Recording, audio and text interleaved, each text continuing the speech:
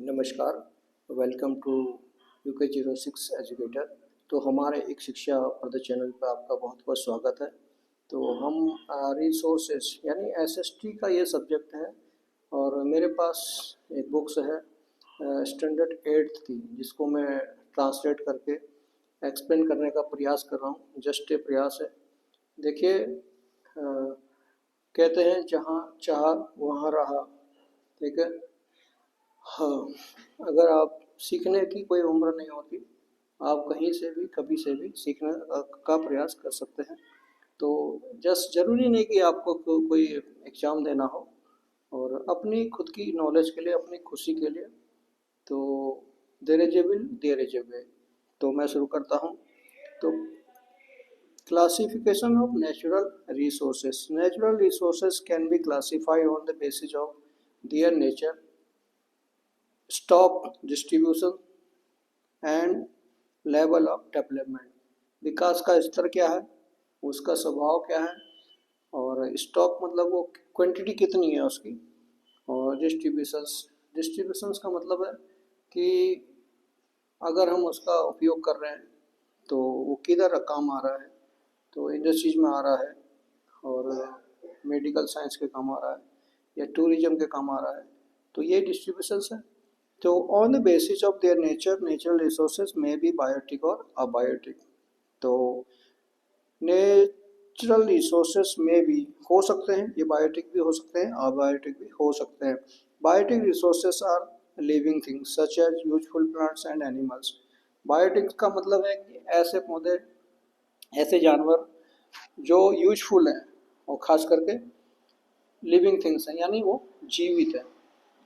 तो the biotic resources are living things such as useful plants and animals. ऐसे पौधे, देखिए बहुत सारे प्लांट्स होते हैं जिससे दवाइयाँ बनती हैं, और जो यानी मानव जीवन में खुशियाँ देते हैं, और वो किसी न किसी रूप में हमें प्रभावित करते हैं। एनिमल्स आप जानते हैं, एनिमल से हमें बहुत कुछ मिलता है, दूध, अंडे, और कई लोग इसका व्यापार भी करते हैं, ट्रेडिंग करते हैं। तो abiotic resources are involving things such as water, air, solar energy, soil and metals. तो अबायोटिक मतलब नॉन लिविंग थिंग्स होती है, यानी जो निर्जीव वस्तुएं, लेकिन वो किसी न किसी रूप में हमारे काम आती हैं। तो सच एज वाटर, पानी है, पानी के बगैर जल बिन जीवन सुना सुना। पानी है तो समझ लो कि पूरी प्रकृति है, पूरी पृथ्वी है, अदरवाइज पानी के बगैर कुछ नहीं है। दुनिया में बहुत सारे प्लेनेट हैं जहाँ पे पानी नहीं है, तो वहाँ जीवन नहीं है। एयर, एयर तो आप समझ सकते हैं, हमारे लिए जो प्राणवायु ऑक्सीजन होती है, तो कितनी ज़रूरी है।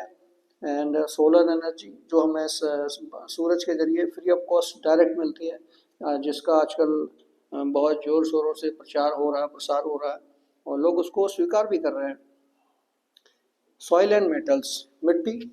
अब मिट्टी कई तरह की होती है, और मिट्टी अलग अलग क्षेत्र की अलग अलग टाइप की होती है, तो उनमें अलग अलग प्रकार की खेती की जा सकती है। तो जो मिट्टी जिस प्रकार की है, वहाँ पर उसी तरह की खेती की जाती है, तो जो बेनिफिशियल होती है, फ़ायदेमंद होती है। और मेटल, धातुएं, जो हमें धातु निर्जीव तो होते हैं, नॉन लिविंग होते हैं, लेकिन धातु का हमारे जीवन में बहुत महत्व है। हमारे घरों में जो बर्तन होते हैं, ठीक है, और जो भी हमारे एग्रीकल्चर टूल्स होते हैं, साइंस इक्विपमेंट्स होते हैं, और बहुत सारे हॉस्पिटल्स के अंदर भी ऐसे डिवाइसेस होते हैं, टूल्स होते हैं, मैकेनिज्म होता है। तो अधिकतर चीज़ें, मशीन है, जितनी मशीनरी है, और जो भी देखिए व्हीकल्स वगैरह सब मेटल से बनती हैं, वायर्स मेटल से बनती हैं, और हमारी जितनी भी, समझो कि ऑलमोस्ट हम लोग मेटल पे डिपेंड करते हैं। तो depending on their stock, stock का मतलब उनकी उपलब्धता कितनी है, वो उनकी क्वांटिटी कितनी है धरती में, पता लगा वो एक लिमिटेड है, और उसका आपने ज़रूरत से ज़्यादा उपयोग कर दिया तो एक दिन वो ख़त्म हो जाती हैं। नेचुरल रिसोर्सेज में भी रीन्यूएबल्स का मतलब होता है कि हम किसी को रिसाइकल करके फिर के उससे कुछ नई चीज़ें या उसकी जैसी ही कोई चीज़ फिर से बना सकते हैं। और नॉन रिन्यूएबल्स, और कुछ ऐसी होते हैं जिनको हम रिसाइकल नहीं कर सकते हैं। Renewable resources are those which are present in the unlimited quantities. Renewables वो होते हैं जो अनलिमिटेड क्वांटिटी में, यानी समझ लो कि उसका अनगिनत भंडार है, ठीक है। और constantly being generated by natural process और can be generated by us, और इसका लगातार जनरेटेड बाय नेचुरल प्रोसेस, प्राकृतिक